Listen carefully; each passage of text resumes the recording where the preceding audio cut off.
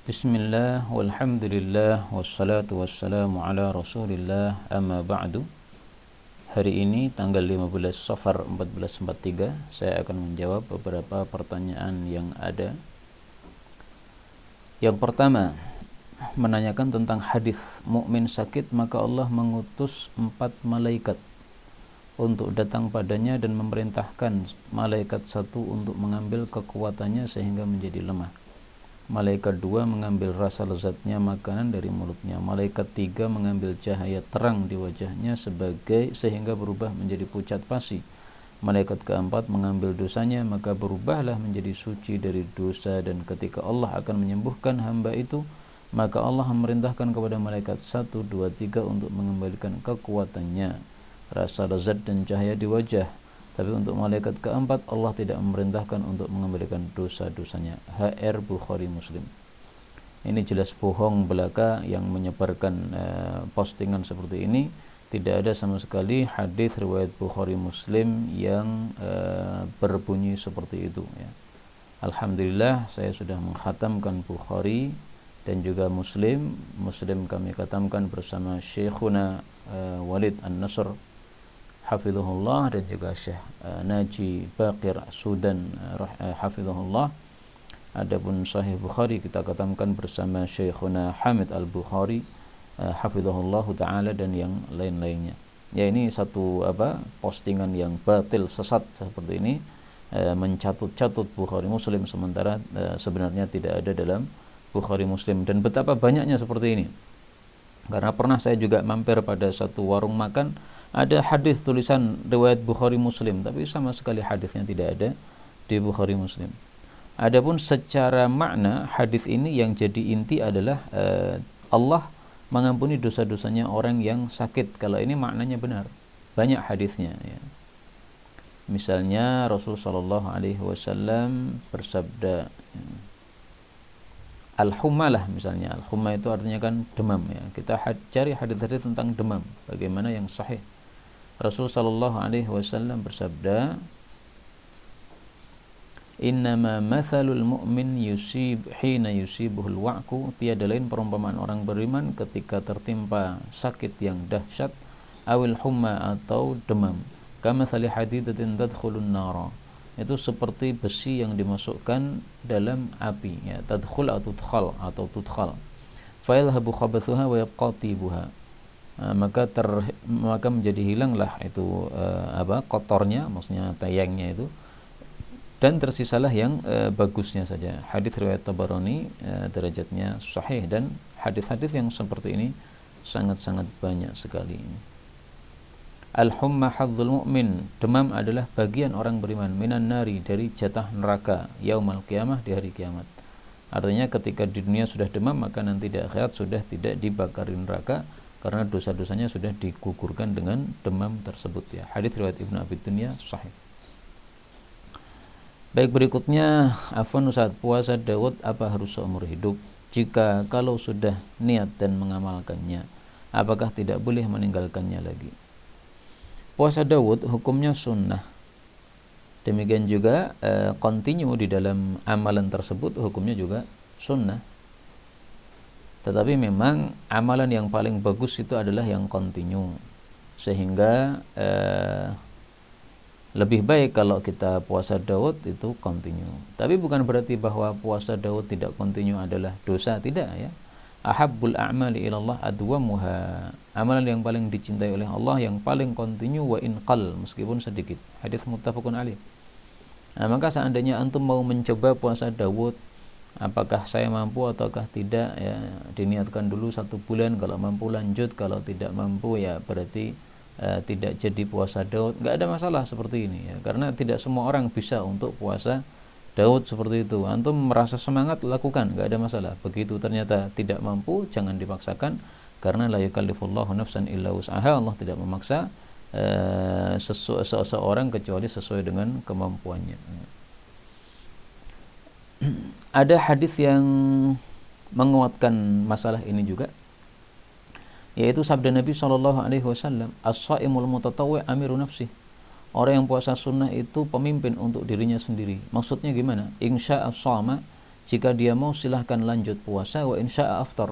Jika dia mau silahkan dia berbuka alias membatalkan puasanya. Hadits riwayat Tirmidzi sahih. Artinya misalnya kita lagi puasa sunnah ya, diundang untuk walimahan. Nah, kita boleh untuk melanjutkan puasa, kita bilang kepada pengundangnya, mohon maaf saya lagi puasa jadi saya hanya hadir mendoakan, tidak makan. Boleh juga kita membatalkan puasa kita, nggak ada masalah seperti itu. Nah, kalau puasa yang sudah dilakukan saja boleh dibatalkan karena suatu sebab, apalagi puasa yang masih berlangsung, yang belum dilakukan ya. Puasa Daud ini kan hari ini puasa, besok tidak, besok lagi mau puasa, ini kan belum dilakukan, baru besok ada niatan. Nah, maka sebagaimana puasa sunnah boleh dibatalkan, demikian juga puasa Daud ini yang sunnah ini juga boleh saja kalau mau dibatalkan ketika merasa dia tidak mampu melakukannya. Kalau mampu lanjutkan terus. Berikutnya, apakah slogan Islam rahmatan lil alamin itu salah? Yang salah itu sebenarnya adalah kalimatu haqqin urida bihal batil. Itu maksudnya yang disalahgunakan.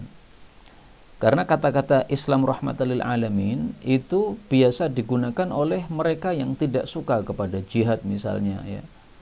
Mengkritiki FPI yang melakukan amar ma'ruf nahi mungkar dengan kata-kata Islam itu rahmatan lil alamin. Tidak ada itu nahi mungkar dengan keras seperti itu. Nah, itu yang salah kayak begitu. Bahwasanya Islam itu adalah fungsinya sebagai rahmat bagi seluruh alam itu benar. Memang Islam seperti itu.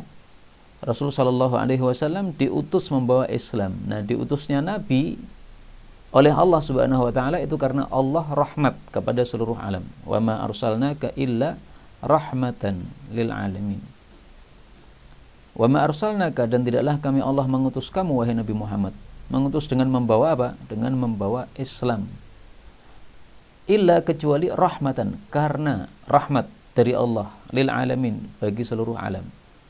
Jadi kenapa Allah itu mengutus Nabi Muhammad SAW membawa Islam? Karena Allah itu rahmat. Jadi sebab Allah mengutus Nabi itu karena apa? Rahmat untuk seluruh alam ya. Illa li ajli rahmatin lil alamin, karena tujuan Allah adalah rahmat untuk seluruh alam, baik itu muslim maupun kafir. Kalau yang muslim tentu saja mendapat rahmat. Kenapa? Karena dengan Al-Quran maka dia bisa masuk jannah. Orang kafir juga begitu, dengan sebab adanya Islam dia kemudian terdakwai dengan Islam ini, akhirnya dia masuk Islam, mendapatkan rahmat Allah Subhanahu wa Ta'ala. Atau orang muslim memerangi orang-orang kafir, akhirnya mereka kalah, orang-orang kafir tadi, kemudian dibelenggu, kemudian akhirnya terpaksa masuk jannah, terpaksa masuk Islam maksud saya ya, akhirnya masuk jannah juga. Nah, itu juga termasuk rahmat bagi mereka. Karena itu istilah ini sebenarnya nggak ada masalah apabila tujuannya tidak diselewengkan. Tapi yang terjadi memang itu istilah yang diselewengkan tujuannya, diselewengkan penggunaannya, sehingga itulah yang salah di tempat tersebut. Sering orang mengatakan ya, tidak ada jihad, tidak ada perang karena Islam itu adalah agama rahmatan lil alamin katanya. Kalau perang itu berarti membunuh orang, itu bukan rahmatan lil alamin. Nah, mereka nggak paham yang dimaksud rahmat itu bagaimana. Justru ada perang itu rahmat, karena kalau dibiarkan kafir masuk neraka, tapi kalau didakwai supaya masuk Islam, akhirnya mereka kemudian kalah dalam perang, kemudian menjadi tawanan, akhirnya terpaksa masuk Islam. Nah, di situ malah bagus rahmat bagi mereka. Wallahu a'lam bishawab. Berikutnya, Ustadz, kalau misal saya adzan di musalla, udah lama saya tunggu tidak ada jamaah, akhirnya saya sholat sendiri. Setelah saya salam kok ada jamaah yang datang. Bagaimana jika saya mengimami mereka sholat wajib? Sholat yang sudah selesai saya niatkan, saya niatkan sholat sunnah. Jadi niatnya di akhir. Tidak bisa begitu ya. Anda sudah niatan sholat wajib, berarti Anda sudah sah sholat wajibnya, dan tidak boleh sholat wajib itu diulangi 2 kali dengan niatan sholat wajib. Karena itu silahkan antum mengimami, tidak ada masalah, dan niatan antum bukan sholat wajib lagi, karena sholat wajibnya sudah dilakukan dan dilarang oleh Nabi SAW sholat wajib 2 kali dalam satu hari ya. Salat wajib zuhur misalnya diulangi 2 kali dalam satu hari tidak diperbolehkan oleh Rasul sallallahu alaihi wasallam. Tapi salat sunnah saja enggak ada masalah ya. Karena perbedaan niat antara imam dengan makmum itu diizinkan sebagaimana dilakukan oleh Sayyidina Mu'adz. Sayyidina Mu'adz itu biasanya salat Isya bersama Rasulullah sallallahu alaihi wasallam. Kemudian Sayyidina Mu'adz pulang ke kampungnya Bani Salamah. Setelah itu dia mengimami mereka, mengimami salat Isya. Nah, tujuannya atau niatannya tentu saja bukan salat Isya lagi, tapi niatannya adalah salat sunnah karena salat wajib sudah dilakukan dan tidak boleh diulang 2 kali. Ini hadisnya sahih, diriwayatkan oleh Bukhari ya, tentang kisah Sayyidina Mu'adz tersebut.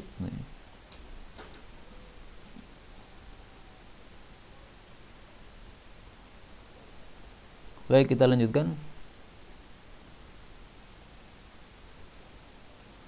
Maaf Ustaz, mau bertanya, bulan Lebaran atau Agustus seperti sekarang ini di desa biasanya mengadakan sejenis turnamen olahraga seperti badminton, sepak bola, dan lain-lain. Apakah acara seperti itu boleh untuk diikuti atau tidak? Sebab sebagian dari teman kita ada yang sudah ikut dan ada yang masih mempertimbangkan.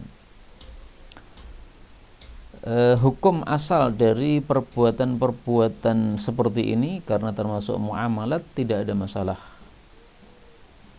Karena al-aslu fil asya'i al-ibahatu, hukum asal dari segala sesuatu boleh, atau al-aslu fil muamalatil ibahah, hukum asal dari segala sesuatu muamalat adalah boleh.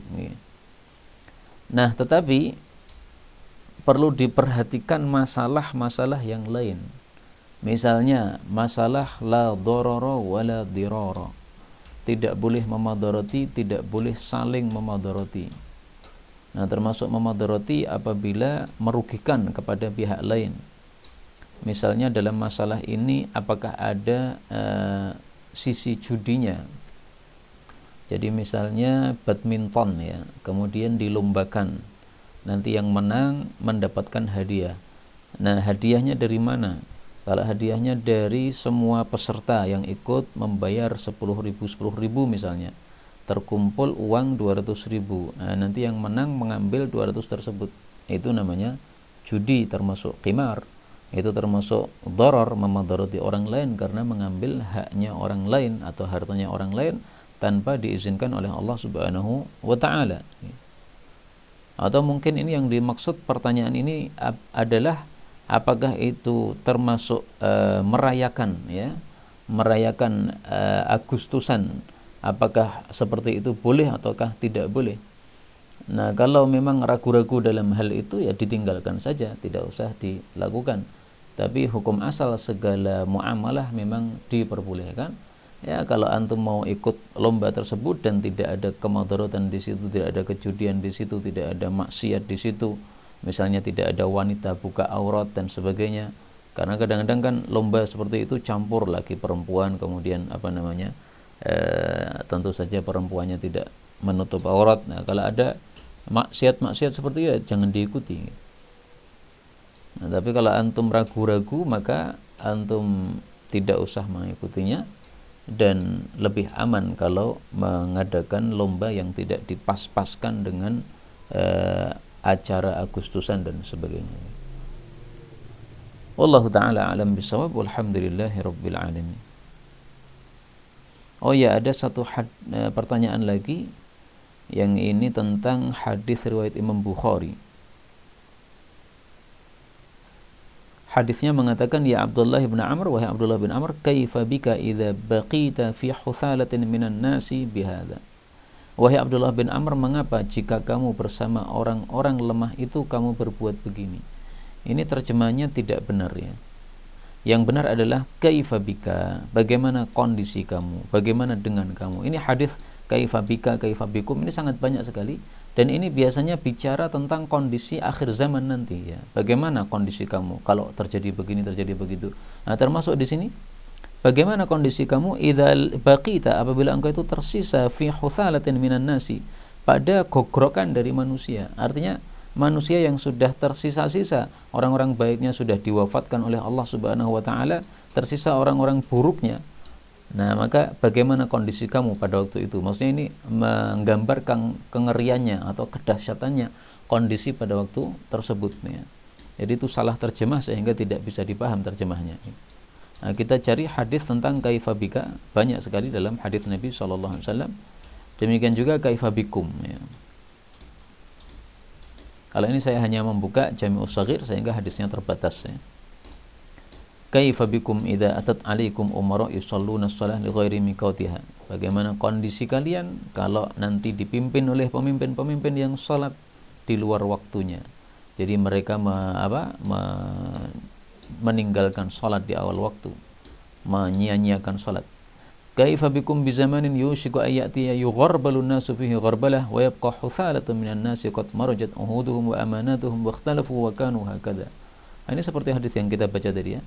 Tersisa hanya gogrokan manusia, ya, orang-orang buruk saja yang perjanjian mereka sudah campur aduk, artinya tidak ada yang menepati janji. Amanah mereka juga seperti itu, dan mereka berselisih seperti ini, yaitu seperti jari-jari yang kemudian ditasbihkan oleh Rasul sallallahu alaihi wasallam. Jari kanan dimasukkan pada jari kiri beliau untuk menggambarkan betapa kacaunya kondisi waktu itu. Kaifa bikum idza jama'akumullah kama yujma'un nablu fil kinanah 50,000 sanatin la yanzuru ilaikum. Nah, bagaimana kondisi kalian kalau Allah kumpulkan kalian sebagaimana anak panah dikumpulkan pada wadahnya. Nah, ini yang zahir ini maksudnya adalah di padang mahsyar, kondisi ngeri di padang mahsyar. Kaifa bikum idza ghada ahadukum fi hullatin wa raha fi hullatin wa wudi'at baina yadayhi sahfatun wa rufi'at ukhra wa satartum buyutakum kama tustarul ka'bah antumul yawma khairum minkum yawma idin. Bagaimana kondisi kalian kalau kalian nanti bermewah-mewah sehingga rumah-rumah kalian ditutupi seperti ditutupinya Ka'bah, ditutupi dengan kain ya. Nah, maka kalian sekarang ini kondisi zuhud seperti ini ya, yang tidak mewah seperti ini lebih baik daripada kondisi kalian seperti itu. Nah, ini semuanya kaifa antum kaifa bikum ini semuanya berkaitan dengan kondisi akhir zaman atau kondisi buruk yang biasanya terjadi di akhir-akhir zaman. Inilah yang dapat kita bicarakan, benarnya dari Allah, dan apabila ada salahnya fa astaghfirullahal azim li wa lakum walhamdulillahirabbil alamin.